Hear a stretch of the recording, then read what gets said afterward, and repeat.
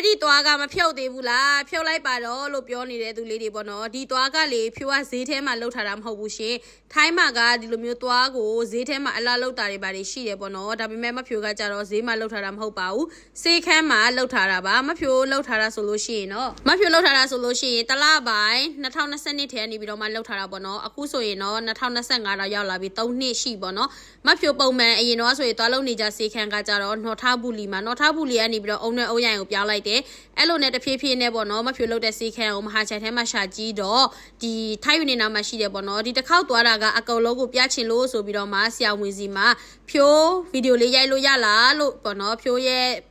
follower လေးတွေကမေးနေတာပေါ့နော်ဖြိုးကိုသွားမဖြုတ်သေးဘူးလားမဖြုတ်သေးဘူးလားမေးနေတာဆိုတော့ပေါ့နော်ဖြိုးကဗီဒီယိုလေးတောက်ရိုက်ခဲ့ပါတယ်။ဒါတိုင်ပြောရင်သွားလောက်လာတဲ့3နှစ်မှလေးဖြုတ်တာအခုမှရှင်တို့နဲ့တူတူကျမလည်းတွေ့ဘူးတာအရင်တော့ဆိုရင်မတွေ့ဘူး။မဖြိုးကဘာလို့သွားဒီလိုမျိုးသွားလောက်ထားလဲဆိုတော့သွားကျဲတာရဲ့သွားနည်းနည်းလေးအရှိရောက်နေလို့ပေါ့နော်အဲ့ဒါကြောင့်မလို့သွားလောက်ထားတာ။သွားစေးခန်းအောင်သွားတိုင်းဆိုရင်မဖြိုးကအယောင်ကိုအမဲရောင်ပဲရွေးပြီးတော့တက်တာများတယ်ပေါ့နော်တခြားရောင်နေတိတ်ပြီးတော့မတက်ဘူး။ခုမဖြိုးဖြုတ်ရတော့မယ်3-4လလောက်ပဲကျန်တော့တယ်မဖြိုးကလေရက်တွေပြက်ပြီးတော့မှခဏခဏစေးခန်းချင်းကိုပြက်နေတော့လေမဖြုတ်နိုင်ဘူးမဖြုတ်ရနိုင်ဘူးဖြစ်နေတာပေါ့နော်တကယ်မို့စေးခန်းချင်းတာမပြက်ဘူးဆိုလို့ရှိရင်တော့မဖြိုးကဒီသွားတွေဖြုတ်ပြီးလို့ရှိရင် retainer တို့သွားဖြူအောင်လုပ်တာတို့ဘာလို့အကောလုံးကို free ရမှာဒါပေမဲ့အခုကတော့မရတော့ဘူးပေါ့ဒီသွားက bridge ဖြုတ်လိုက်ပြီးလည်းမဖြူအောင် retainer တက်ပြီးတော့ထပ်ပြီးတော့တက်ရအောင်ပါပေါ့နော်အဲ့ဒါတွေကတော့ကိုယ့်ဘာသာကိုဝယ်ရမယ်ဒါပေမဲ့လေဒီသွားတက်တာကမှန်တိုင်းပြောတယ်နော်မျက်နှာနုတယ်တိလားမဖြူအရင်ကမျက်နှာဆိုရင်လေပြဲကားနေရောအခု तू ကလေသွားတွေကိုထဲကိုကလို့ဆွဲထဲလိုက်တော့လေမျက်နှာကလေတော်တော်လေး V shape ရတယ်တချို့ဆိုရင် V shape လို့ချင်လို့တာမှတကူတကသွားလို့ရတာနော်မဖြူမှာသွားမလို့ရအောင်ဒီသွားလုတ်ပြီးကြတဲ့မျက်နှာကနည်းနည်းလေး V shape ဖြစ်သွားတယ်ပေါ့နော်အခုဒီနေ့မဖြူ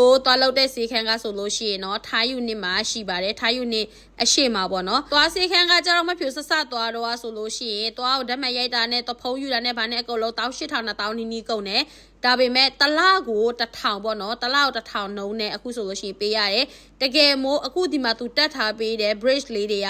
အမျိုးစားရင်းနဲ့အယိုးတွေဗာတွေကြိုက်မီလို့ပြုတ်သွားတယ်ဗာညာဆိုလို့ရှိရင်တော့ဆဆပထမအခောက်မှာဆိုရင်သူက3ခေါက်လောက်ကို free ပေးတယ်ပေါ့နော်နောက်ပိုင်းဆိုလို့ရှိရင်ဘာဖြစ်လာလဲဆိုတော့ free မရတော့နောက်ပိုင်းဆိုရင်တစ်ခုပြုတ်ရင်ဘတ်300သို့မဟုတ်ဘတ်900သူတန်းငွေရိုက်ပါတယ်အခုဆိုရင်ဒီတစ်ခေါက်သွားတာကျမအစုခံလိုက်ရတာဗာလဲဆိုတော့ပေါ့နော်တရေပေတိတ်ပြီးတော့မဆွဲဖြစ်ဘူးအခုမှဖြိုရဲ့သွားက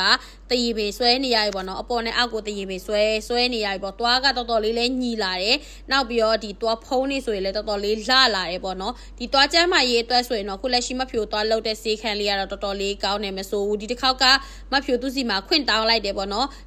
မဖြိုရဲ့ follower လေးတွေကသွားလောက်တာကိုတွေးချင်တဲ့ဆရာမရေရိုက်ခွင့်ပေးပါလားဆိုတော့အော် okay ရိုက်လို့ရတယ်ဆိုပြီးတော့မှပေါ့နော်တစ်ခုရိုက်မယ်ဆိုရင်တို့မှခွင့်တောင်းပြီးရိုက်တယ်ဆိုရင်ရတယ်ကွာအဲ့တော့မဖြိုကခွင့်တောင်းပြီးတော့မှရိုက်လာခဲ့ပါတယ်မဟာချိုင်ထဲမှာသွားစေးခန်းကောင်းရှာတယ်ဆိုရင်တော့ထိုင်းယူနေနဲ့မျက်နှာချင်းဆိုင်မှာဒီ